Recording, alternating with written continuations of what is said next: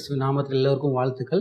இன்று நாம யாத்திராகமம் 32ஆம் அதிகாரத்தை படிக்க போறோம். யாத்திராகமம் 24 தொடங்கி யாத்திராகமம் 31ஆம் அதிகாரம் வரைக்கும் என்னென்ன சம்பவங்கள் நடந்துச்சுங்கிறதெல்லாம் நம்ம படித்தோம். இன்று தொடர்ந்து அடுத்த அதிகாரம் 32ஆம் அதிகாரத்துக்கு வந்திருக்கோம். இன்றைய பாட தலைப்பு விசுவாச துரோகமும் பரிந்து பேசுதலும் என்ற தலைப்பில் தான் நம்ம இன்று படிக்க போகிறோம். இந்த பாடத்தை சொல்லிக் கொடுப்பதற்காக நம்ம டேனியல் பிரதர் வந்திருக்கிறாங்க. பிரதர் எப்படி இருக்கிறீங்க? நல்லா இருக்கேன். ரொம்ப நல்லது. பாடத்தை தொடங்குவதற்கு முன்பு ஜெபம் பண்ணி ஸ்டார்ட் பண்ணுவோமா? ஓகே, நம்ம ஜெபம் செஞ்சுட்டு பாடத்தை தொடங்குவோம். எங்களை நேசிக்கிற அன்புள்ள நல்ல தெய்வமே, இந்த நேரத்தில் தகப்பனே, நாங்கள் பாடம் படிக்க வந்திருக்கிறோம்ப்பா. எங்களோடு நீங்கள் இருங்க. நாங்கள் சத்தியத்தை தெளிவாக புரிந்து கொள்ளவும், சத்தியத்தின் அழகை புரிஞ்சு கொள்ளவும், சத்தியத்துக்காக எங்களை ஒப்படைக்கவும் எங்களை வழிநடத்துங்கப்பா. விசேஷமாக எங்களோடு கலந்து பேசுவதற்காக பிரதர் வந்திருக்கிறாங்க. அவரோடு நீங்கள் மறைத்து சத்தியத்தை சொல்லித்தாங்க. எல்லாவற்றையும் கர்த்தராக இயேசுவின் நாமத்தில் ஜெபிக்கிறோம் எங்கள் பரிசு நிறைந்த பரம தகப்பனே, ஆமென். நாம தொடர்ந்து பாடத்துக்கு போகலாமா? பாடலாம். ரொம்ப அழகான பாடங்களை தொடர்ந்து ஒவ்வொரு வாரமாக படிச்சுட்டு வந்துக்கிட்டே இருக்கிறோம். இன்னைக்கு யாத்திராகமம் 32க்கு வந்திருக்கிறோம். 32 கொஞ்சம் ஆச்சரியமான ஒரு அதிகாரமாகவும் இருக்குது, வருத்தமான அதிகாரமாகவும் இருக்கிற மாதிரி தெரியுது. ஏன்னா அந்த மக்களை பார்த்தோம், ரொம்ப அழகாக செங்கடலை கடந்தாங்க, நிறைய அதிசயம் அற்புதம்லாம் நடந்துச்சு. அப்புறம் மேகஸ்தம்பம் அக்னிஸ்தம்பம் இன்னும் இருக்குது, கூட தான் இருக்குது. ஆண்டவருடைய அந்த மேகத்தோட அந்த காட்சி புகை இன்னமும் அப்படியே மலையில் இருக்குது.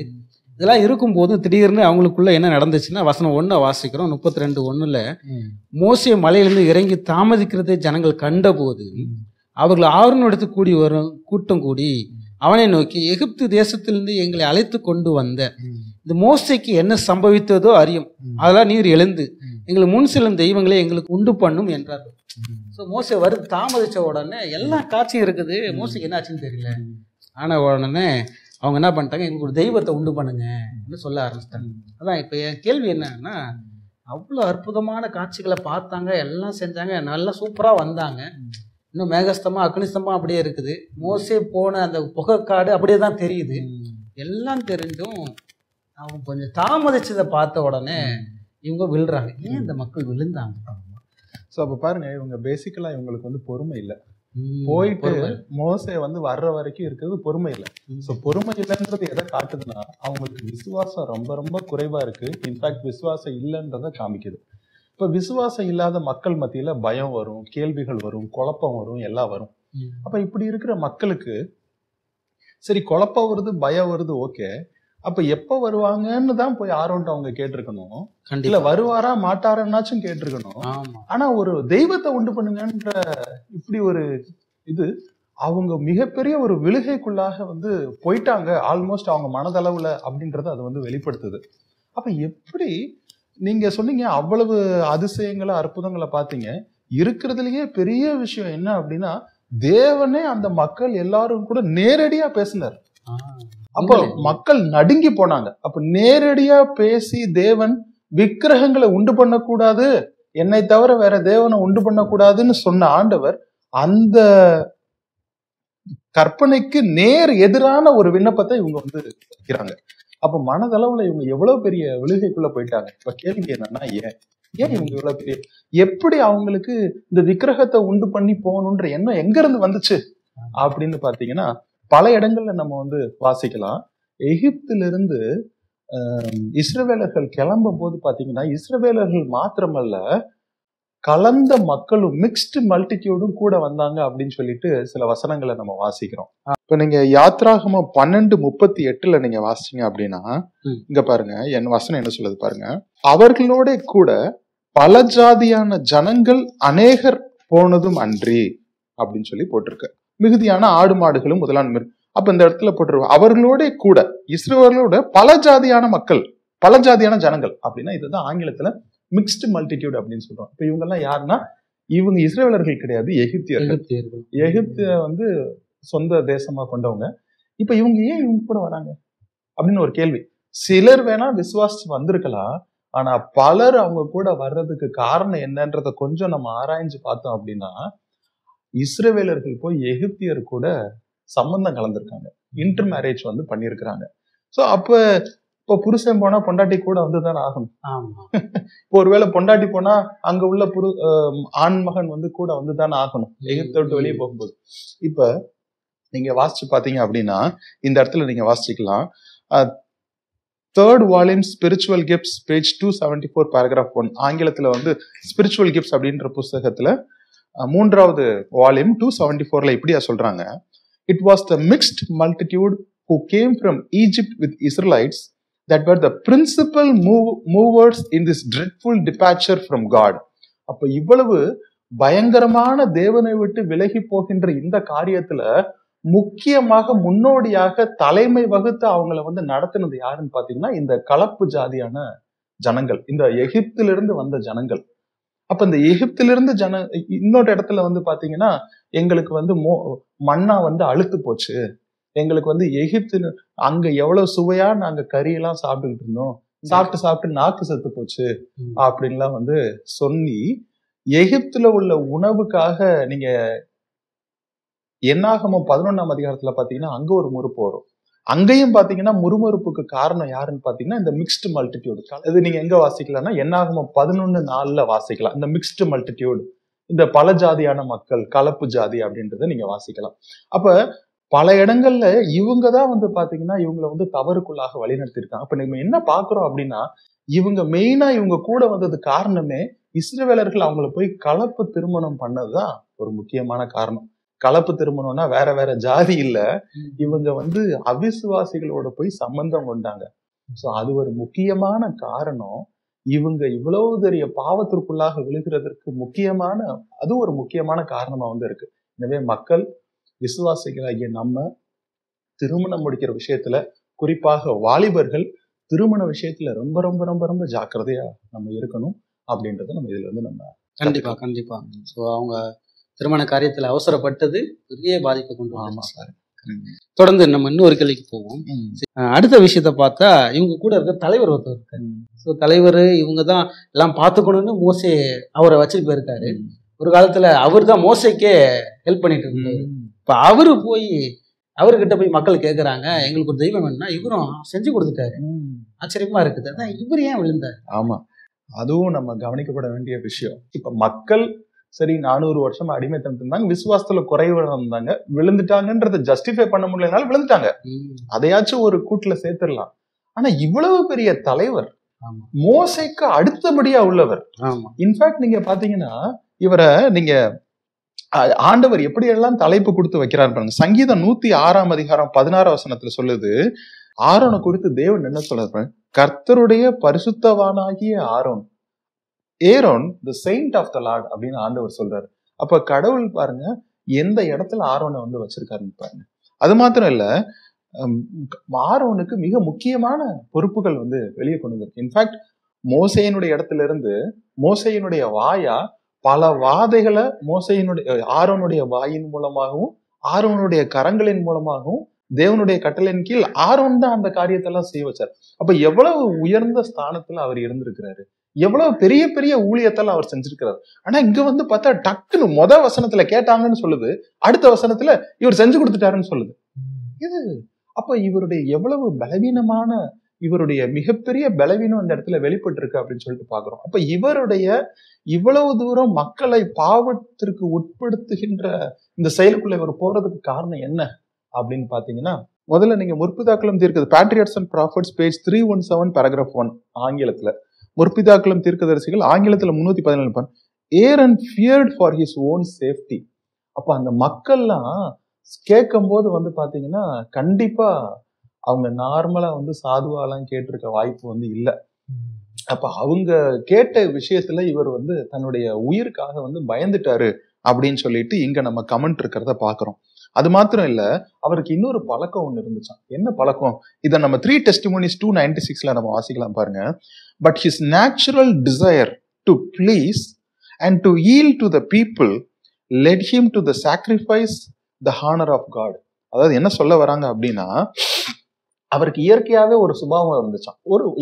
என்ன சுபாவம் அப்படின்னா, எப்பயுமே மக்களை வந்து பிரியப்படுத்தணும், மக்களை வந்து சந்தோஷமா வச்சுக்கணும், மக்களை பிரியப்படுத்தணும் அப்படின்ற ஒரு ஆசை. இப்போ உதாரணத்துக்கு வந்து பாத்தீங்கன்னா, நம்ம குடும்பத்துல சில அப்பாக்கள் இருப்பாங்க, பிள்ளை எது கேட்டாலும் ஐயோ பிள்ளை மனசு கோணிடக்கூடாது, பிள்ளைய வந்து சந்தோஷப்படுத்தணுமே எது கேட்டாலும் சரி மகனே, சரி மகளே அப்படின்னு சொல்லிட்டு அப்படியே ஒத்து போவாங்க. சரி, பிள்ளை கேட்கறது செய்யறது சரிதான். ஆனா பிள்ளை தப்பான விஷயத்தாலும் கேட்டா கூட அதுக்கும் ஒத்து போறது எந்த விதத்துல சரியே கிடையாது. அப்ப அப்படிப்பட்ட ஒரு குணம் வந்து பாத்தீங்கன்னா ஆரோன்ட்ட வந்து இருந்துச்சு. சோ மக்களுக்கு வந்து கொஞ்சம் கொஞ்சம் ஓங்கி பேசினா இவர் வந்து விட்டு கொடுத்துருவார். அப்படிப்பட்ட குணம் வந்து இவர்கிட்ட வந்துருச்சு. He had a very weak moral backbone. அவருக்கு மிக பலவீனமான ஆவிக்குரிய முதுகெலும்பு இருந்துச்சு அப்படின்னு கூட சொல்லலாம். ஆனா தேவனுடைய ஊழியத்துல தேவனுடைய பிள்ளைகளா இருக்கிறவங்க கண்டிப்பா இப்படி வந்து இருக்கக்கூடாது. இவர் செஞ்ச இந்த தப்பு எவ்வளவு பெரிய விழுகைக்குள்ளாக போச்சு பாருங்க. ஒண்ணு, அந்த நாள்ல நம்ம பின்னாடி பாக்குறோம் 3000 பேர் பட்டயத்தினால விழுந்தாங்க. அதே இதுல 35வது வசனத்துல நம்ம வந்து பாக்குறோம், கடவுள் தேவன் அவர்களை உபாவதித்தார் அப்படின்னு சொல்லி பாக்குறோம். அப்படின்னா அவங்களுக்குள்ள வாதை வந்துச்சு. நிறைய பேர் வந்து வாதிக்கப்பட்டாங்க, வாதையினால கஷ்டப்பட்டாங்க. அப்ப இவ்வளவு தூரம் இந்த மக்கள் போனதுக்கு முக்கியமான காரணம் ஆரோன். எப்படி ஆரோன் அப்படின்னு சொல்றாங்க அப்படின்னா, நீங்க 21வது வசனத்துல பாருங்களேன், ஆண்டவர் என்ன சொல்ற, மோசே வந்து ஆரோன் என்ன கேட்கிறாரு பாருங்க, ரொம்ப ரொம்ப இன்ட்ரெஸ்டிங். பின்பு மோசே ஆரோனை நோக்கி, நீ இந்த ஜனங்கள் மேல் இந்த பெரும் பாதகத்தை சுமத்துகிறதற்கு இவர்கள் உனக்கு என்ன செய்தார்கள்? நீ அவங்களை இவ்வளவு பெரிய பாதகம் நீ செஞ்சுட்டியே, அவங்க உனக்கு என்னப்பா செஞ்சாங்க அப்படி கேட்கிற. அப்ப மொத்த பழியும் தூக்கி மோசே வந்து ஆரோன் மேல போடுறாரு. அப்படின்னா என்ன அர்த்தம்? இவருடைய பலவீனம் தான் அவங்களை இவ்வளவு பெரிய தப்புக்கு வழிவகுத்தது, இவ்வளவு பெரிய அழிவுக்கு வழிவகுத்தது அப்படின்றத பாக்குறோம். சோ எனவே இவர் ஏன் இவ்வளவு விழுந்தாரு அப்படின்னா, ஒரு முக்கியமான காரணம், தான் உயிருக்கு பயப்படுற ஒரு சுபாவம் இருக்கு. தேவனுடைய ஊழியர்களாகிய நம்ம, தேவனுடைய பிள்ளைகளை நம்ம உயிருக்கு பயப்பட்டு கடவுளுடைய வார்த்தையை மீறுற குணம் நம்மகிட்ட இருக்குதா? இன்னொன்னு, எது கேட்டாலும் மக்களை பிரியப்படுத்தணும்ன்றதுல தேவனுடைய கொள்கையை கூட மாறி போகிற குணம் நம்மகிட்ட இருக்குதா அப்படின்றத பார்க்கணும். சோ எனவே அதே இதுல நீங்க தொடர்ந்து வாசிட்டு வந்தீங்க அப்படின்னா சொல்றாங்க, அதே தீர்க்கதரிசிகளும் ராஜாக்களும்ல சொல்றாங்க, of all the sins that God will punish, none are more grievous in his sight than those that encourage others to do evil. என்ன சொல்றாங்க அப்படின்னா, இருக்கிறதுலயே மிக மோசமான பாவங்கள்ல ஒண்ணு என்ன அப்படின்னா, மற்றவங்களை தீமை செய்வதற்கு ஊக்குவிப்பது ஒரு மிக கொடிய பாவம் அப்படின்னு வந்து சொல்றாங்க. சோ எனவே நம்ம இதுல இருந்து கத்துக்கிற முதலாவது பாடம் என்ன அப்படின்னா, மத்தவங்க தப்பு செய்யறதுக்கு நம்ம ஊக்கப்படுத்துற மாதிரி நம்ம ஏதாவது செயல்கள் நம்ம செய்யறோமா, அதுதான் மிகப்பெரிய பாவமா தேவனுடைய பார்வையில இருக்கு அப்படின்றத நம்ம இங்க பாக்குறோம். சரிங்களா? சோ இப்ப உதாரணத்துக்கு என்ன சொல்ல வரேன்னா, இப்ப எல்லாரும் உட்காந்து டிவி பார்த்துட்டு இருக்கிறாங்க. இப்ப நீங்க அங்க உட்காந்து, நான்லாம் டிவி போட சொல்லலப்பா, நான்லாம் படம் போட சொல்லலப்பா, நான்லாம் இந்த பாட்டு போட சொல்லப்பா, ஆனா அவங்க போட்டாங்க, நம்ம கூட உட்காந்து பார்த்துக்கிட்டு நல்லா சிரிச்சுக்கிட்டு ஜோக் அடிச்சுக்கிட்டு சும்மா உட்காந்து அமைதியா பார்த்துக்கிட்டே இருக்கிறது சரியா? அப்ப தேவனுடைய பிள்ளை அந்த இடத்துல உட்காந்து அமைதியா இருக்கிறதே பக்கத்துல உள்ளவங்களை என்கரேஜ் பண்ற மாதிரி ஆண்டவர் சொல்றாங்க, அதுதான் மிகப்பெரிய பாவம் அப்படின்னு சொல்றாங்க. அந்த இடத்துல நம்ம தேவனுக்காக நம்ம நிக்கணும். அப்ப அந்த தப்பு ஆரோன் செஞ்சாரு, அது மிகப்பெரிய விழுகைக்கு மிகப்பெரிய அழிவுக்கு வந்து வழிவகுத்தது அப்படின்றத பாக்குறோம். கண்டிப்பா. இதுக்கு இந்த வசனம் பொருந்துமானு பாருங்க. இடரல் வருவது கூடாத காரியம், இடரல் யாரால வருகிறதோ அவங்களுக்கு ஐயோ. இந்த வசனம் கரெக்டா இருக்குங்களா? ஓகே, ரொம்ப அழகான பாடம். ஸோ ஆரோன் ஏன் விழுந்தான்னு படிச்சிட்டோம், மக்கள் ஏன் விழுந்தாங்கன்னு படிச்சிட்டோம். இப்படி அவங்க மிகப்பெரிய ஒரு தப்பு செஞ்சாங்க, அது விக்கிரக ஆராதனை செஞ்சாங்கன்னு பாக்குறோம். ஆனா மோசே இந்த விக்கிரக ஆராதனை பத்தி ஒரு வார்த்தை சொல்றாரு. 32:30 வந்தீங்கன்னா, மறுநாளிலே மோசே ஜனங்களை நோக்கி, நீங்கள் மகா பெரிய பாவம் செய்தீர்கள். நம்ம விக்கிரக ஆராதனை பாவம் செஞ்சுன்னு தான் கேள்விப்பட்டிருக்கோம். ஆனா இவர் எப்படி சொல்ற, மகா பெரிய பாவம் செஞ்சீங்கிறாரு. விக்கிரக ஆராதனையை ஏன் இவ்வளோ பெரிய பாவமா பாக்குறாங்க? ஓகே, நல்ல கேள்வி. ஏன்னா அந்த வார்த்தையை நீங்க கவனிச்சு சொன்னது ரொம்ப முக்கியமான விஷயம். மகா பெரிய பாவம் அப்படின்னு சொல்லிட்டு சொல்றாங்க. ஓகே, அப்ப ஏன் இது மகா பெரிய பாவம் அப்படின்னு சொல்றாங்கன்னா, இந்த விக்கிரக ஆராதனுடைய விளைவை சற்று வந்து பாருங்க. இதே அதிகாரத்துல நீங்க பார்க்கலாம். இதே யாத்திராகமம் 32:6 வசனத்துல பாருங்க. அவங்க வந்து அப்படியே கர்த்தருக்கு பண்டிகை கொண்டாடும் போது என்ன நடந்துச்சு அப்படின்றத பாருங்க. மறுநாள் அவர்கள் அதிகாலையில் எழுந்து சர்வங்க தகன பலிகளை இட்டு சமாதான பலிகளை செலுத்தினார்கள். அடுத்த கவனிங்க 6வது வசனம். பின்பு ஜனங்கள் புசிக்கவும் குடிக்கவும் உட்கார்ந்து விளையாட எழுந்தார்கள். இதை பார்க்க நமக்கு சாதாரணமா இருக்கும். சரி, உட்கார்ந்து சாப்பிட்டாங்க, பண்ணாங்க, அடுத்து எந்திரிச்சு விளையாண்டாங்கன்னு இருக்கும். இல்லைங்க, இதனுடைய அர்த்தம் மிகவும், அந்த காலத்துல விக்கிரகங்களுக்கு அந்த அஞ்ஞானிகள் பண்டிகை கொண்டாடும் பொழுது எப்பொழுதுமே வந்து பாத்தீங்கன்னா அவங்க கிட்ட 2 பழக்கம் இருக்கும். ஒண்ணு, அன்னைக்கு மூக்கு முட்டை சாப்பிட்டுருவாங்க. அதாவது அளவுக்கு மீறி சாப்பிட்டுருவாங்க. உணவு விஷயத்துல அன்னைக்கு மட்டும் கட்டுப்பாடே அவங்களுக்கு இருக்காது. ஒண்ணு, நான் சொல்றது சரித்திரத்தில் நடந்த விஷயத்த நான் சொல்றேன். அவங்க ஒண்ணு மூக்கு முட்டை சாப்பிட்டுருவாங்க, சாப்பாட்டுல கட்டுப்பாடு இருக்காது. ஒண்ணு. 2வது, எப்பயுமே அப்படி சாப்பிட்டுட்டு அவங்களுக்கு மதுபானம் அருந்துகிற பழக்கம் இருக்கும். அப்ப இந்த இடத்துல புசிக்கவும் குடிக்கவும் அப்படின்ற வார்த்தை அளவுக்கு மீறி சாப்பிடுறதையும் மதுபானம் குடிக்கிறதையும் கூட குறிக்குது. இது நீங்க எங்க போய் பார்க்கலாம் அப்படின்னா, இந்த 1 கொரிந்தியர் 10:7 பவுலார் வந்து பாத்தீங்கன்னா புசிக்கவும் குடிக்கவும் உட்கார்ந்து விளையாடுன்ற வசனத்தை அதுக்கு முந்தின வசனத்திலையும் அதுக்கு பிந்தின வசனத்திலையும் கொஞ்சம் நீங்க ஒப்பிட்டு பாத்தீங்கன்னா, பொல்லாத இச்சைகள் அப்படின்னு முன்னாடி ஒரு வார்த்தை வரும் முந்தின வசனத்துல. அடுத்த வசனத்துல வந்து பாத்தீங்கன்னா அவர்கள் வேசித்தனத்துல அடுத்த வசனத்துல பேசுவார். அப்ப புசிக்கவும் குடிக்கவும் என்ற இந்த சம்பவத்தை பவுலார் வந்து அஞ்ஞானிகளுடைய தவறான பழக்க வழக்கங்களோடு இங்க வந்து ஒப்பிடுகிறார். சரிங்களா? சோ சரித்திரத்திலையும் அதுதான் வந்து அவங்களுடைய வழக்கமா இருந்திருக்கு. பவுலாரும் இங்க வேத சரித்திரத்தை பதிவு செஞ்ச அவரும் இதோட தான் ஒப்பிடுகிறார். சோ எனவே புசிக்கவும் குடிக்கவும் என்று சொன்ன இந்த வார்த்தை அவங்க அளவுக்கு அதிகமாக சாப்பிடுறதையும் அவங்க மதுபானம் குடித்ததையும் வந்து குறிக்குது.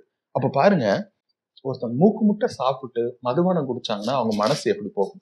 சரியா? ரொம்ப மோசமா செயல்படும். அதனாலதான் பாருங்க, விளையாட எழுந்தார்கள் அப்படின்னு வசனம் சொல்லுது. இப்ப விளையாடனா நம்ம ஒருவேளை இவ்வளவு நாள் நினைச்சிட்டு இருக்கலாம், சும்மா சாதாரணமா ஏதோ கேம்ஸ் விளையாடினாங்க அப்படின்னு சொல்லிட்டு. நீங்க இன்னொரு டிரான்ஸ்லேஷன்ல போய் பாருங்களேன், அது எப்படி சொல்லுது பாருங்க. EEB அப்படின்னு சொல்லிட்டு ஒரு டிரான்ஸ்லேஷன் இருக்கு. They drank and then they played bad games together. அவர்கள் குடித்தார்கள், இங்க மதுபானம் குடித்தார்கள் அப்படின்ற இதுல வருது, அர்த்தத்துல வருது. அடுத்து then they played bad games together. அவங்க தப்பான விளையாட்டை விளையாண்டாங்களாம். அப்ப தப்பான விளையாட்டு அப்படின்னா அப்ப பாருங்க, ஆண்களும் பெண்களும் தவறான விதத்துல அவங்க வந்து விளையாண்டாங்க அப்படின்றத குறிக்கிற வண்ணமா இருக்கு. நீங்க இன்னொரு டிரான்ஸ்லேஷன்ல போய் பாத்தீங்கன்னா, people sat down to eat and drink and got up to indulge in revelry. அப்படின்னா அவங்க அதாவது சில மோசமான களியாட்டத்துல அவங்க ஈடுபட்டாங்க. லைக்லி இம்மாரல் பிஹேவியர் அப்படின்னு சொல்லிட்டு நம்ம அந்த இடத்துல அர்த்தம் கொள்ற மாதிரி அந்த வார்த்தை வந்து வருது. அப்படின்னா வேசித்தனம், காம விகாரம், இது சம்பந்தப்பட்ட விளையாட்டை வந்து விளையாண்டாங்க அப்படின்னு சொல்லுது. அப்ப விக்கிரக ஆராதனை ஏன் இவ்வளவு பெரிய மகா பெரிய பாவம் அப்படின்னா, அந்த விக்கிரக ஆராதனை அவங்களை மிகப்பெரிய பாவத்திற்குள்ளாக வழிநடத்தக்கூடிய ஒன்றாக வந்து இருந்தது. இன்னும் வசனம் பாருங்க, இவங்களே என்ன செஞ்சாங்கன்னு பாருங்க. வசனம் 19 வாசிக்கிறோம். அவன் மோசே பாளையத்துக்கு சமீபித்து அந்த கன்றுக்குட்டியையும் நடனத்தையும் கண்டபோது, அப்ப இவங்க பாருங்க ஆடி இருக்கிறாங்க. சரியா? நடனம் ஆடி இருக்காங்க. எப்படிப்பட்ட நடனம்? நீங்க வசனம் 25 பாத்தீங்கன்னா அந்த நடனத்துல எதுவும் இருக்குன்னு பாருங்க. ஜனங்கள் தங்கள் பகைவருக்குள் அவமானப்படத்தக்கதாக ஆரோன் அவர்களை நிர்வாணமாக்கி இருந்தான். அப்ப பாருங்க, ஆடி இருக்கிறாங்க, நிர்வாணமா இருந்திருக்கிறாங்க. அப்ப எப்படி விளையாண்டு இருப்பாங்க அப்படின்னு பாருங்க. அப்ப இவ்வளவு பெரிய பாவத்திற்குள்ளாக விளையாண்டது. சோ எனவே ஏன் விக்கிரக ஆராதனை மகா பெரிய பாவம் அப்படின்னு பைபிள் சொல்லுது அப்படின்னா, அது மிக பெரிய மோசமான பாவங்களுக்குள்ளாக அவங்கள வந்து வழிநடத்துது. அதனால அது மகா பெரிய பாவம்னு சொல்றேன். சோ இதுல இருந்து நம்ம கத்துக்கிற பாடம் என்ன? விக்கிரக ஆராதனை அது வெளியிலையோ அல்லது உள்ளேயோ, அது எப்பயுமே பாத்தீங்கன்னா கடவுளுக்கும் நமக்கும் உள்ள உறவை துண்டிச்சு எப்பயுமே அது நம்மளோட ஆழமான பாவத்திற்குள்ளாக வந்து வழிநடத்தும் அப்படின்ற ஒரு முக்கியமான உண்மையை நம்ம அந்த இடத்துல புரிஞ்சுக்கணும். கண்டிப்பா கண்டிப்பா. சோ விக்கிரக ஆராதனை நம்மளையும் கடவுளையும் ஆழமான உறவை பிரிச்சு விட்டு இன்னும் ஆழமான பாவத்துக்குள்ள நம்மளை வழிநடத்திடும். ஓகே, சூப்பருங்க, சூப்பர். அதனாலதான் மகா பெரிய பாவம்னு சொல்லியிருக்காங்க. புரியுது, கரெக்ட். ஆனா நீங்க சொன்ன லெசன்ல ஒரு கேள்வி வந்துருச்சு. என்ன கேள்வின்னா, அது என்ன உள்ள ஒரு விக்கிரகம் வெளியில ஒரு விக்கிரகங்கிறீங்களா? அது என்ன? சரி, ஆமா. பொதுவா வந்து பாத்தீங்கன்னா விக்கிரக ஆராதனை நமக்கு தெரிஞ்சதால என்னன்னா ஒரு சிலையை வச்சு கும்பிடுறதுதான் விக்கிரக ஆராதனை அப்படின்னு சொல்றோம். ஆனா விக்கிரக ஆராதனை அடிப்படையில வேதாகமோ அதை எப்படி விளக்குது அப்படின்றத நீங்க பாத்தீங்கன்னா ரொம்ப இன்ட்ரெஸ்டிங்கா இருக்கும். நமக்கு தெரியும், இருந்தாலும் இந்த வசனத்தை நான் வாசிக்கிற பாருங்க. கொலோசையர் 3:5 பவுலார் இந்த விக்கிரக ஆராதனை எப்படி சொல்றாரு பாருங்க. ஆகையால் விபச்சாரம், அசுத்தம், மோகம், துரியச்சை, விக்கிரக ஆராதனையான பொருளாசை. சரியா? அந்த வசனத்தை வாசிப்போம் முன்னாடியே. அப்ப பொருளாசைன்னு அவர் சொல்லல, விக்கிரக ஆராதனையான பொருளாசை. அப்ப பொருளாசை ஒரு மனுஷனுக்குள்ள இருக்கு அப்படின்னா அவன் விக்கிரகத்தை வணங்கிட்டு இருக்கான் அப்படின்னு பவுலார் இங்க சொல்றாரு. இதே மாதிரிதான் எபேசியர் 5:5 பாருங்க, இதே விஷயத்த சொல்ற. விபச்சாரக்காரனாவது, அசுத்தனாவது, விக்கிரகாராதனைக்காரனாகிய பொருளாசைக்காரனாவது. அப்போ ஒருத்தன் பொருளாசைக்காரனா இருந்தா அவனை விக்கிரகாராதனைக்காரன்ற. அப்போ பவுலார் அடிப்படையில் என்ன சொல்ல வர்றாரு அப்படின்னா, நீ பொருள் மீது பணம் மீது ஆசை வைத்தாய் என்றால், பொருள் மீது பணம் மீது தேவனை விட அதிகமாக நீ ஆசை வச்சேன்னா நீ விக்கிரகாராதனை பண்ற அப்படின்ற. அப்ப தேவனுக்கும் மேல நீ பொருளை வச்சேனா, தேவனுக்கும் மேல பணம் சம்பாதிக்கணும்ன்ற எண்ணத்தை வச்சேனா, வேலைக்கு போகணும்ன்ற எண்ணத்தை வச்சேனா, அதுதான் உன் விக்கிரகம், நீ அதை தான் ஆராதனை பண்ணிட்டு இருக்கன்னு பவுல் சொல்றாரு. இப்ப இதை நிரூபிக்கும்படி இன்னொரு வசனம் பாருங்க, எசேக்கியேல் 14:3-4 வசனம் இப்படியா சொல்லுது. அந்த வார்த்தை எங்க எப்படி வருதுன்னா, இருதயத்தில் நாட்டப்பட்ட விக்கிரகம் அப்படின்னு வருது. அப்ப விக்கிரகம் இருதயத்துக்குள்ளேயும் இருக்கும் அப்படின்னு வந்து சொல்லுது. அப்ப என்ன, அப்ப இருதயத்துல எந்தெந்த விஷயங்கள்லாம் தேவனுக்கும் மேல மதிப்பு கொடுத்து நம்ம வச்சிருக்கிறோமோ அதெல்லாம் விக்கிரகம்.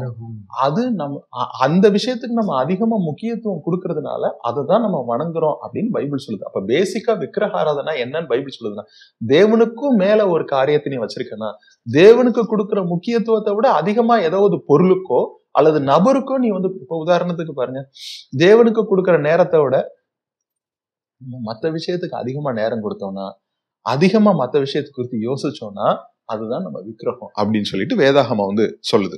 சோ அப்ப என்னென்ன உதாரணம் இருக்கு, நிறைய உதாரணம் சொல்லலாம். ஒண்ணு, பவுல் சொன்ன மாதிரியே பணம். இன்னைக்கு பணம் சம்பாதிக்கணும்ன்றதுக்காக ஜெபம் பண்றதையோ அல்லது வேத வாசிக்கிறதையோ அல்ல சபைக்கு போறதையோ நிறைய பேர் வந்து அதை அங்க பாக்குறதே இல்லை. இன்னும் சிலர் இருப்பாங்க, என் குடும்பத்தை பார்க்கணும், என் குடும்பம் சொல்லிட்டாங்க, அதனால என்னால வேத வாசிக்க முடியல, சபைக்கு முடியல. குடும்பத்தை நிறைய பேர் தேவனுக்கு மேல வச்சிருப்பாங்க. இன்னும் சிலர் அவங்களுக்கு சில சிற்றின்பங்கள் மேல நாட்டம் இருக்கும். படத்துக்கு போகணும்பா, அப்ப அந்த படத்துக்கு போற விஷயத்துல மட்டும் அவங்களால வந்து இந்த மீடியா, சோசியல் மீடியால மட்டும் என்ன வந்து சொல்லாதப்பா, மத்த எந்த விஷயத்தினாலும் சொல்லு. அப்ப சோசியல் மீடியாவை அந்த விஷயத்த கடவுளுக்கு மேல வச்சிருப்பாங்க. இன்னும் சிலர் சாப்பாடு விஷயம் என்ன சொல்லுவாங்க, எதை பத்தி வேணாலும் நீ பேசு, ஆனா சாப்பாடை பத்தி மட்டும் நீ பேசாதப்பா, அதுல மட்டும் நீ. அப்ப அவங்க என்னன்னா தேவனுடைய வார்த்தைக்கு உட்பட விரும்பல சாப்பாடு விஷயத்துல. அப்ப அவங்களுடைய விக்கிரகம் சாப்பாடு தான். அப்ப எனவே இப்படியா பல்வேறு விக்கிரகங்களை இன்னைக்கும் மக்கள் வணங்கிட்டு தான் இருக்கிறாங்க. அன்னைக்கு மட்டும் விக்கிரக வழிபாடு இல்லைங்க, இன்னைக்கும் விக்கிரக வழிபாடு தேவனுக்கும் மேல நிறைய மக்கள் வந்து உயர்த்தி தான் வச்சிருக்கிறாங்க. சோ அதே விக்கிரகம்னு பாக்குறோம். அப்ப இதுல இருந்து நம்ம கத்துக்கிற ஒரு முக்கியமான பாடம் என்ன அப்படின்னா, உங்க மனசை எது அதிகமா ஆக்கிரமிக்குதோ அதுதான் நீங்கள் அந்த விஷயத்தை தான் அல்லது அந்த நபரை தான் நீங்க தொழுது கொள்றீங்க, அதுதான் உங்க விக்கிரகம். கண்டிப்பா கண்டிப்பா. கடவுளை விட எதை முதல் இடத்துல வைக்கிறோமோ அதான் விக்கிரகம். ரொம்ப அழகா சொன்னீங்க. அப்ப விக்கிரகம் உள்ள கூட இருக்கு பாருங்க, உங்களுடைய மனசு எதை குறித்து அதிகமா யோசிக்குது, அதுதான் உங்க விக்கிரகம். கண்டிப்பா கண்டிப்பா. ரொம்ப அழகான பாடம். தொடர்ந்து இன்னொரு கேள்விக்கும் போகலாம். இப்ப இந்த மக்களை எல்லாம் கீழே தப்பு செய்ய ஆரம்பிச்சுட்டு இருக்கிறாங்க. அந்த நேரத்துல தான் மோசே எங்க இருக்கிறாருன்னா ஆண்டவர் கூட இருக்காரு. ஆண்டவர் கூட இருக்கும்போது இப்ப ஆண்டவர் மோசே கிட்ட ஒரு விஷயம் பேசுறாரு. இந்த பேச்சு வார்த்தையில ஒரு விஷயம் இருக்குது. என்ன விஷயம்னா வசனம் 10 பாருங்களேன். வசனம் 10 வாசிக்கிறேன். ஆகையால் என் கோபம் இவர்கள் மேல் மூளவும், நான் இவர்களை அழித்து போடவும் நீர் என்னை விட்டு விடு, உன்னை ஒரு பெரிய ஜாதி ஆக்குவேன். தப்பு செய்யறது ஆண்டவர் பார்த்துட்டாரு, கோபம் வந்துருச்சு. ஆனா மோசே கிட்ட சொல்றாரு, நான் கோபப்பட்டு உங்களை அழிக்க போறேன், ஒண்ணு பெரிய ஜாதி ஆக்கிடுவோம், என்ன விட்டுடுங்கிற. என்ன மோசையை பிடிச்சி வச்சிருந்தாரா, ஏன் விட்டு விட சொல்றாரு? ஆமா, கிட்டத்தட்ட வந்து பாத்தீங்கன்னா ஆண்டவர் மோசேட்ட பெர்மிஷன் கேட்கறது போல இருக்குது. என்ன விட்டு நான் போய் அழிச்சிடுறேன், அப்ப நீ விட்டா நான் அழிச்சிருவேன் அப்படின்ற மாதிரி ஆண்டவர் சொல்றாரு. இவர் கேட்காமலே செய்யலாம்ல. ஆமா ஆமா, ஏன் கேட்டாரு? கண்டிப்பா செய்யலாம். சோ இந்த இடத்துல பாருங்க, நீ என்னை விட்டு நான் அவங்களை அழிச்சிட்டு ஒன்ன பெரிய ஜாதி ஆக்கிடுறேன். இது ஆக்சுவலா மோசேக்கு ஆண்டவர் கொடுத்த ஒரு சோதனை. ஆமா, மோசே இந்த மக்கள் எப்படி போனா என்ன, தப்பு செஞ்சுட்டாங்க, அழியட்டும், நம்ம நாளைக்கு பெரிய ஜாதியாகி நம்ம கடவுளை மகிமைப்படுத்தும் அப்படின்னு யோசிச்சிருக்கலாம். அப்படி யோசிக்கிறானா தேவனுடைய குணத்தை வெளிப்படுத்துறானா அப்படின்ற சோதனை தான் இங்க வந்து மோசேக்கு. அவங்களை அழிச்சிருங்க ஆண்டவரே, சரி பரவாயில்ல அப்படின்னு விட்டுறானா, அது மோசே என்ன சிலைய என்ன. அப்ப தேவன் மோசே என்ன செய்ய சொல்லி எதிர்பார்க்கிறாரு? அவனுக்கு இருந்த சோதனை என்ன? நம்ம எத்தனை தடவை தப்பு பண்ணிருப்போம், இத்தனை தடவை சொல்லியும் இவன் திருந்தல இப்படின்னு தேவன் நம்மளை வந்து உடனே அழிச்சிடுறாரா? இல்ல. அப்ப தேவனுடைய குணம் என்ன அப்படின்னா, கிருபையின் மேல கிருபையை கொடுத்து, அவங்களுக்கு நேரத்தின் மேல நேரத்தை கொடுத்து, அவங்களை எப்படியாச்சும் வெளியே கொண்டு வரணும். அவங்க அழிச்சிட்டா அவங்க நித்தியத்துக்கும் இழக்கப்பட்டு போயிடுவாங்க. அவங்களை எப்படியாச்சும் காப்பாற்றணுன்றதுதான் தேவனுடைய குணம். சோ எனவே அந்த குணம் மோசேட்ட வெளிப்படுதா அப்படின்னு சொல்லிட்டு மோசேக்கு இங்க ஒரு சோதனை வருது. அப்ப தன்னுடைய குணம் மோசேட்ட வெளிப்படுத்த வைக்கிறார் ஆண்டவர். அப்ப தன்னுடைய குணத்தை மோசேயினிடத்தில் தேவன் வளர்க்கிறார். தன்னுடைய குணத்தை ஆண்டவர் மோசேக்குள்ளாக பலப்படுத்துறார். தன்னுடைய குணத்தை மோசேக்குள்ள ஆண்டவர் உருவாக்குறார். சோ இப்படிதான் பாருங்க, தேவனுடைய குணத்தை நமக்குள்ளாகவும் தேவன் வளர்க்கிறார். எப்படி அப்படின்னா, உதாரணத்துக்கு பாருங்க, நீ ஏழைய கண்டா நீ உதவி செய்யு, நீ காணிக்கை தேவனுக்கு அதிகமா கொடுங்கள் அப்படின்னு ஆண்டவர் சொல்றாரு. ஏன் அப்படின்னா, கொடுக்கதான் நம்ம சுயநலமான குணம் குறைஞ்சு சுயநலம் இல்லாத செல்ஃப் டினை, சுயத்தை மறுக்கின்ற குணம் தேவனுடைய குணம். அந்த குணத்துல நம்ம வளரணும், தேவனுடைய குணத்துல வளரணும்ன்றதுக்காக தேவன் நம்மளை கொடுக்க சொல்றாரு. ஏன்னா கொடுக்கும் போதுதான் பாருங்க நம்ம சுயம் சாகும். அப்போ சுயத்திற்கு செத்து தேவனுடைய குணத்துல வளரணும் அப்படின்றது தேவனுடைய சித்தம். அதனாலதான் பாருங்க, இங்க தேவனுடைய குணத்தில் மோசேயை தேவன் பலப்படுத்துகிறார், வளர்க்கிறார். அந்த காரியத்துக்காண்டிதான் பாருங்க மோசேட்ட என்னை விட்டு விடு அப்படின்ற காரியத்தை அப்படியா சொல்றாருன்னு பாக்குறோம் நம்ம. சோ இந்த இடத்துல இன்னொரு விஷயம் பார்க்கணும். இந்த மக்கள் கடவுளுக்கு விரோதமா மட்டும் துன்பப்படுத்தல, கடவுளுக்கு விரோதமா மட்டும் தப்பு செய்யல. ஒரு காலத்துல மோசைய பயங்கரமா கஷ்டப்படுத்தி இருக்காங்க. இன்ஃபேக்ட் ஒரு இடத்துல கல் எடுத்து மோசைய கொல்ல கூட போயிருக்கிறாங்க. இப்ப தன்னை துன்பப்படுத்தின மக்கள், தன்னை அதிகமா கஷ்டப்படுத்துற மக்களுக்காக மோசை இப்படி பரிந்து பேசுறத பாருங்க. அப்ப இந்த இடத்துல நம்ம ஒரு முக்கியமான பாடத்தை நம்ம கத்துக்கிறோம். என்ன அப்படின்னா, மோசை இங்க சொல்றது, துன்பப்படுத்தின மக்களுக்காகவும் மோசை இங்க ஜெபிக்கிறாரு. இன்னொன்னு, தேவனுடைய நாமத்திற்கான மகிமை என்ன ஆகும்? அப்ப தேவனை நான் அப்பவே சொன்னேன், இந்த தேவனாலலாம் எகிப்துல இருந்து எல்லாம் அவங்க கானானுக்கெல்லாம் தேவனால கொண்டு போக முடியாதுன்னு ஆல்ரெடி புறஜாதிகள் பேசிட்டு தான் இருந்தாங்க. அப்ப இந்த மக்களை அழிச்சிட்டாரு அப்படின்னா, நான் அப்பவே சொன்னேன் இந்த தேவனுக்கெல்லாம் கொண்டு போக முடியாதுன்னு. இப்ப அது உண்மையாயிருச்சு. அப்ப தேவனுடைய நாமத்திற்கு ஒரு இழுக்கு அந்த இடத்துல வருது. அப்ப மோசே இங்க மெயினா ஜெபிக்கிறதுக்கான காரணம் என்னன்னு பாருங்க, தேவனுடைய நாமத்தின் மகிமைக்காகவும் தன்னை துன்பப்படுத்தின மக்கள் காக்கப்படணுன்றதுக்காகவும் ஜெபிக்கிறார். அப்ப நம்ம கத்துக்கிற பாடம், நம்முடைய ஜெபத்துல நம்ம எவ்வளவு தூரம் ஆண்டவருடைய நாம மகிமைப்படணும் ஆண்டவரேன்றதுக்காக நம்ம ஜெபிக்கிறோம், நம்மை துன்பப்படுத்துகிற மக்களுக்காக நம்ம எவ்வளவு தூரம் ஜெபிக்கிறோம். சோ இந்த ரெண்டு விஷயத்த நம்ம மனசுல அதிகமா வச்சு இப்படியாக நம்ம ஜெபிக்கிறோமா, இந்த குணத்துல நம்ம வளர்றோமான்றத நம்ம யோசிக்கணும். கண்டிப்பா ரொம்ப எக்ஸலண்ட் பாடம் தான் இது. ரொம்ப அழகா இருந்துச்சு. ஸோ தேவன் எப்படி சோதிச்சார் பாருங்க, அது விவரிக்கவே முடியல. அவரே சொல்லும் போது இவன் கேட்காம அவர் எழுத்து பேசுற மாதிரி தான் தெரியுது. ஆனா ரொம்ப ஆச்சரியமா மோச ஜெயிச்சிட்டாருங்கிறத பார்க்க முடியுது. தொடர்ந்து அடுத்த கேள்விக்கு போவோம். இப்படி அவரு அந்த சோதனை கடந்து வந்த பிறகு மக்கள் தப்பு செய்யறதையும் பாக்குறாரு, ஆரோனையும் பாக்குறாரு. வசனம் 21 பாருங்களேன், மக்கள் தான் ஆரோனை தப்பு செய்ய வைக்கிறாங்க. இப்ப வசனம் 21, சோ அந்த வசனத்தை வாசிப்போமே. பின்பு மோசே ஆரோனை நோக்கி, நீ இந்த ஜனங்கள் மேல் இந்த பெரும் பாதகத்தை சுமக்கிறதற்கு இவர்கள் உனக்கு என்ன செய்தார்கள்?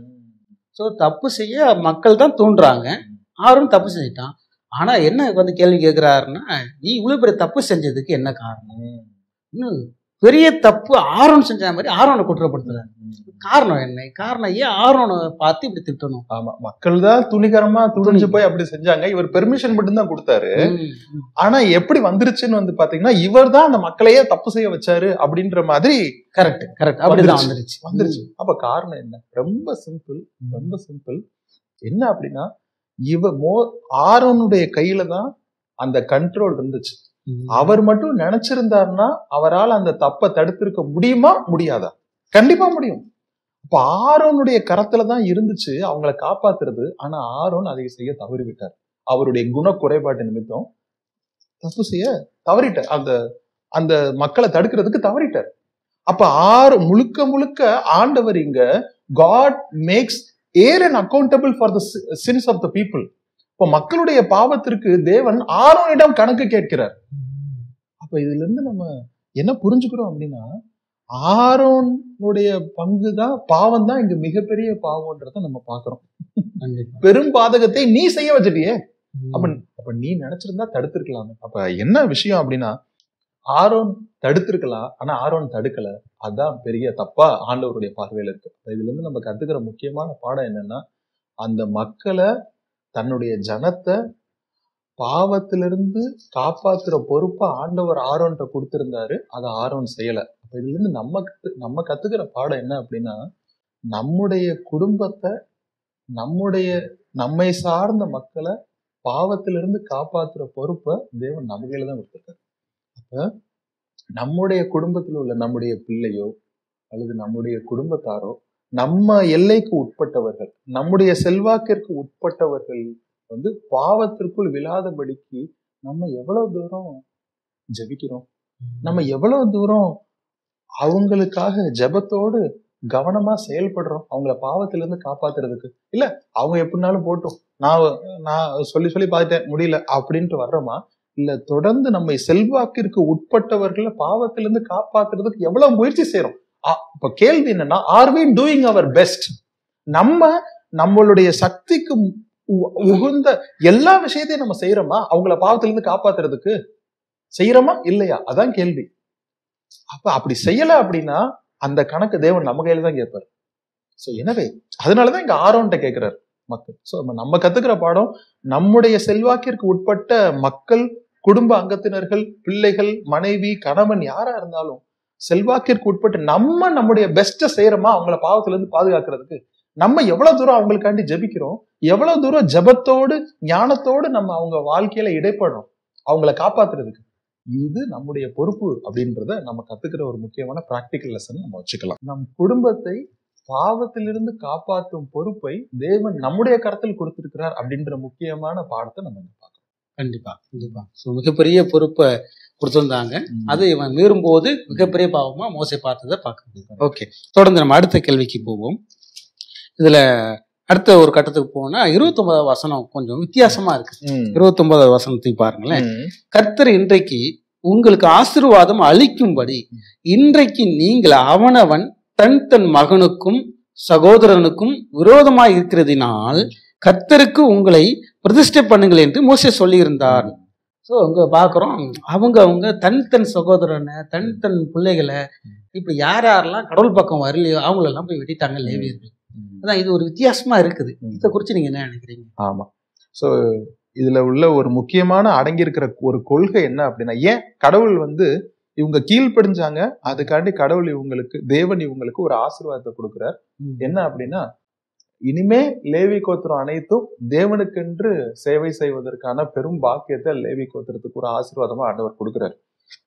அப்ப இந்த வசனத்திலிருந்து நம்ம கத்துக்கொள்ள வேண்டிய ஒரு முக்கியமான நடைமுறை பாடம் என்ன அப்படின்னா, இவங்களுக்கு ஏன் ஆண்டவர் இந்த ஆசீர்வாதத்தை கொடுக்கிறார் அப்படின்னா, இவங்க நீங்க சொன்னது போல தான் சொந்தக்காரங்கன்னு பார்க்கல, தன்னுடைய நண்பர்கள்னு பார்க்கல, தங்களுடைய உறவினர்கள்னு பார்க்கல, ஏன் தங்களுடைய நெருக்கமான சொந்தம்னு கூட அவங்க பார்க்கல. அவங்கள போய் அவங்க கொன்னுட்டாங்க தேவனுடைய வார்த்தையின் பேர்ல. அப்ப தேவனுக்கு உண்மையா இருக்கிறதுக்காக அவங்க பாசத்துக்கு இடம் கொடுக்கல. அப்ப இதுல இருந்து கத்துக்கிறேன்னா, பாசத்திற்கு நம்ம அதிகமா இடம் கொடுத்தோம்னா தேவனுக்கு முன்பாக நம்ம தகுதியானவர்களா இருக்க முடியாது அப்படின்றத பாக்குறோம். சோ தேவனுக்கு தகுதி உள்ளவர்களா நம்ம இருக்கோம்னா, பாசத்தையும் மீறி தேவனை நம்ம வச்சிருந்தாதான் நம்ம தேவனுக்கு தகுதியானவர்கள் பாக்குறோம். இதான் நம்ம புதிய ஏற்பாட்டுல பாக்குறோம்ல. அதாவது என்னை விட உன் தகப்பனையாவது, உன் தாயையாவது, உன் மனைவியாவது அதிகமாய் நேசிக்கிறோம்னா அவன் எனக்கு பாத்திரம் அல்ல அப்படின்னு சொல்லிட்டாரு. அப்ப இவங்க தன்னுடைய குடும்பத்தை பாசம் இவங்க கண்ணை மறைக்கல, பாசத்துக்கும் மேல இவங்க தேவனை வச்சிருந்தாங்க. அதனால இவங்களுக்கு ஆசீர்வாதம் கிடைக்குது. சோ அப்படின்ற ஒரு முக்கியமான கொள்கையை நம்ம இந்த வசனத்துல பார்க்கணும். கண்டிப்பா இவங்களை அழிக்கணும், அழிக்காமலே விட்டுருக்கலாம்ல, ஏன் அழிச்சாரு? ஆமா, பாருங்க, இது இன்ஸ்டன்ட் பனிஷ்மெண்டா நம்ம பாக்குறோம். இந்த தீமைக்கு, இந்த கலகத்திற்கு, ரெபல்லியனுக்கு ஆண்டவர் உடனடியா மோசையின் மூலமா இந்த ஒரு நியாய தீர்ப்பை கொடுத்தாருன்றத பாக்குறோம். ஏன் கொடுத்தாரு? ஒண்ணும் இல்லைங்க. நீங்க சில நேரங்கள்ல டாக்டர் சொல்லுவாரு, நீங்க இந்த விரலை எடுக்கலைன்னா உங்க காலையே எடுக்க வேண்டியது வரும் அப்படின்னு சொல்லுவாரு. உடனே இந்த விரலை எவ்வளவு சீக்கிரம் எடுக்கிறீங்களோ எடுங்க, இல்லைன்னா நீங்க அதிகமான இழப்பை சந்திக்க நேரிடும் சொல்லுவாங்க. அதே விஷயம் தான் இங்கேயும். இந்த மக்களை இந்த துணிகரமாக முரட்டாட்டம் பண்ணுகிற இந்த மக்களை உடனே ஆண்டவர் வந்து செக் வச்சு அவங்கள தண்டிச்சு அவங்கள வெளியேத்தல அப்படின்னா இவங்க மூலமா இன்னும் அதிகமான மக்கள் வந்து பாதிக்கப்படுவாங்க. அதனாலதான் ஆண்டவர் உடனே அவங்கள வந்து தண்டிக்கிறாரு. ரொம்ப அழகான லெசன் சொன்னீங்க. தொடர்ந்து இன்னொரு கேள்விக்கும் போவோம். 32வது வசனத்துக்கு வாங்களேன். 32வது வசனத்தை பார்த்தீங்கன்னா, ஆகிலும் தேவரீர் அவர்கள் பாவத்தை மன்னித்து அருள்வீரானால் மன்னித்தரலும், இல்லாவிட்டால் நீர் எழுதின உங்களுடைய புஸ்தகத்தில் இருந்து என் பேரை கிறுக்கி போடும். புஸ்தகம்னா நமக்கு தெரிஞ்ச புஸ்தகம், ஜீவ புஸ்தகத்துல தான் பேர் எழுதுவாங்க. அது பேரு கிடைக்கிறதே பெரிய விஷயம். அதுல இருந்த பேரை போய் எனக்கு கிறுக்கி போட்டுரு, இவங்க வரலாம் நான் வரலங்கிறான். அந்த அளவுக்கு மக்கள் நேசிக்கிற மாதிரி தெரியுது. அப்படி ஒரு பரிந்து பேசுதல பண்றான். ஏன் இப்படி ஒரு பரிந்து பேசணும்? இதுல நமக்கு என்ன பாடம் இருக்குது? இதுல ரொம்ப ரொம்ப இன்ஃபேக்ட் இந்த அதிகாரத்திலேயே முக்கியமான பாடம் இந்த வசனத்துல தான் இருக்குன்னு நான் நினைக்கிறேன். சரியா? இந்த மோசே பாருங்க, இங்க ஒரு தலைவர் பாக்குறோம், மோசேன்ற ஒரு தலைவர். இதுக்கு ஆரம்பத்துல இன்னொரு தலைவரை பார்த்தோம், ஆரோன் அப்படின்ற தலைவர். இங்கு ரெண்டு தலைவர் இருக்கிறாங்க. இவங்க ரெண்டு பேரும் ரெண்டு விதமா இருக்கிறாங்கன்றத பாக்குறோம். ஒரு தலைவர் என்ன செஞ்சார் அப்படின்னா, தான் உயிரை காப்பாத்துறதுக்காக மக்கள் அழிஞ்சு போனாலும் பரவாயில்லன்னு ஒருத்தர் வந்து பாவத்துல விட்டார், ஒரு தலைவர். ஆனா இந்த தலைவர் தான் அழிஞ்சு போனாலும் பரவாயில்ல, தன்னுடைய ரட்சிப்பு போனாலும் பரவாயில்ல, இந்த மக்கள் ரட்சிப்பை இழக்கக்கூடாது அப்படின்றதுக்காக அவங்கள பாவத்திலிருந்தும் அழிவிலிருந்தும் காப்பாத்துறதுக்கு தன்னுடைய உயிரை தியாகம் பண்ணார் இன்னொரு தலைவர். சோ ரெண்டு விதமான தலைவர், ரெண்டு விதமான தலைமைத்துவத்தை வந்து நம்ம பாக்குறோம். அப்ப தலைவர்கள் இரண்டு வகைப்படும் என்று யாத்ராவன் 32 சொல்லுது. ஒரு தலைவர் அவன் எப்படினாலும் போயிட்டும், என் உயிரை நான் காப்பாத்திக்கணும், என் குடும்பத்தை நான் பாதுகாக்கணும்னு ஒரு தலைவர்கள், ஒரு கூட்டமான தலைவர்கள் இருக்கிறாங்க.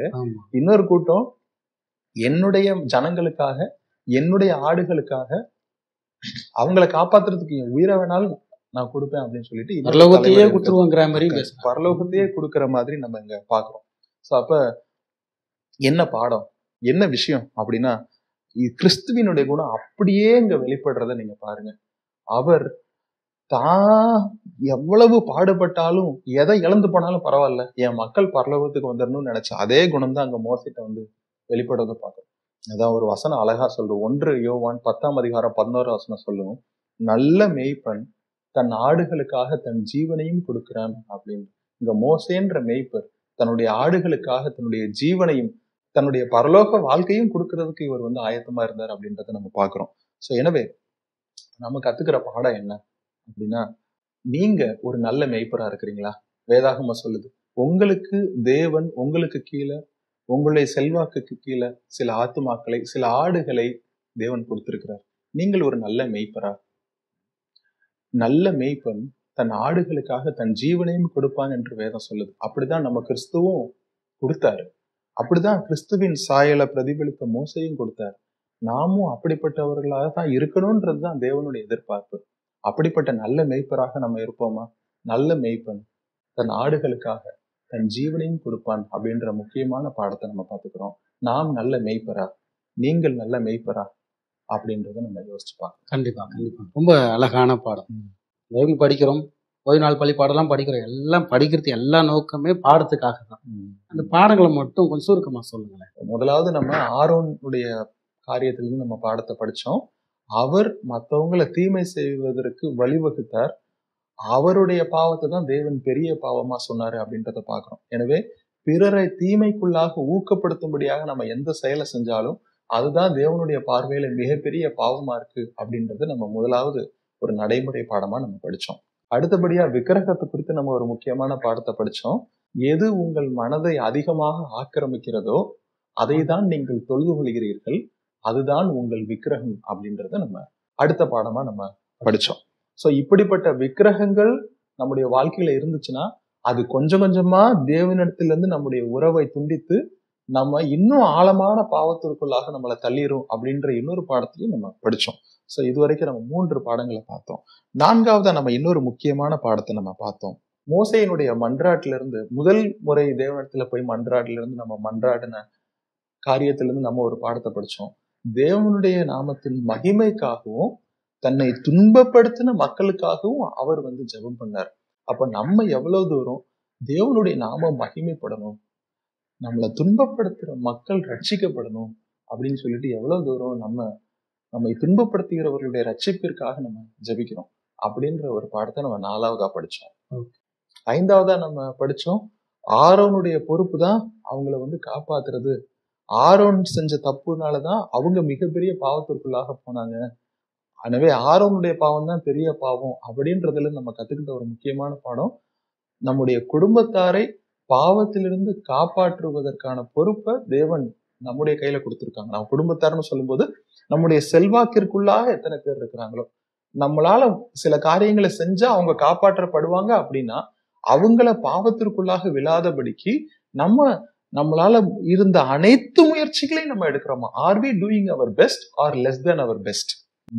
சோ எனவே அந்த பாடத்தை நம்ம முக்கியமா படிச்சோம். நம்முடைய குடும்பத்தார பாவத்திலிருந்து காப்பாத்துறதுக்கு நம்ம அனைத்து முயற்சிகளை எடுக்கிறோமா அப்படின்ற பாடத்தை நம்ம 5வது முக்கியமான பாடமா படிச்சோம். கடைசியா நம்ம படிச்ச பாடம், நல்ல மேய்ப்பன் தன் ஆடுகளுக்காக தன் ஜீவனையும் கொடுப்பான், நம்ம ஒரு நல்ல மேய்ப்பரா இருக்கிறோமா அப்படின்றது.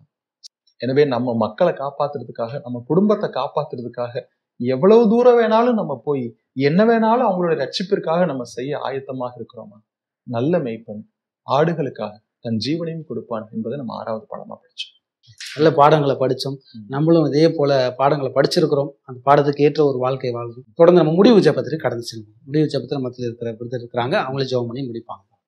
ஜெபிப்போம். அன்புள்ள பிதாவே, இன்னைக்கு ரொம்ப நல்ல பாடங்களை நீங்க எங்களுக்கு சொல்லி கொடுத்தீங்கப்பா. அதற்காக நாங்க உங்களுக்கு நன்றி செலுத்துகிறோம் தகப்பனே. உங்களுக்கும் மேலாக எங்களுடைய வாழ்க்கையில ஏதாவது விக்கிரகம் இருக்குதா அப்படின்றத நாங்க ஆராய்ந்து பார்க்கவும், அப்படி இருந்துச்சுன்னா அந்த விக்கிரகத்தை இன்றே நாங்கள் எங்களுடைய இருதயத்திலிருந்து எடுத்து போடுவதற்கு ஆண்டவரே நீங்க உதவி செய்யுங்க. அது மாத்திரம் இல்ல, எங்களுடைய குடும்பத்தரை காப்பாற்றுவதற்கு எங்களால் ஆன முயற்சிகள் அனைத்தையும் நாங்க எடுக்கிறோமா அப்படின்ற முக்கியமான கேள்வியை நீங்க இன்னைக்கு எங்க கூட கேட்டிருக்கீங்கப்பா. அந்த ஒரு காரியத்திலும் நீங்க எப்படி எங்களுக்காக அனைத்து முயற்சிகளையும் எடுத்து எங்களை நீங்க ரட்சித்தீங்களோ, அதே போல நாங்களும் எங்களுடைய செல்வாக்கிற்கு உட்பட்டவர்களுக்காக எதையும் செய்ய ஒரு நல்ல மேய்ப்பனாக, அவர்களுக்காக ஜீவனையும் கொடுக்க ஆயத்தமுள்ள பிள்ளைகளாக, ஒரு ஊழியக்காரர்களாக, குடும்ப அங்கத்தினர்களாக, குடும்ப தலைவர்களாக நாங்க இருக்கணும்னு விரும்புறோம்ப்பா. அப்படிப்பட்ட உங்களுடைய குணத்தை ஆண்டவரே எங்களுக்குள்ளாக நீங்க தாங்க. உங்களுடைய குணத்துல எங்களை வளர்ப்பீங்க.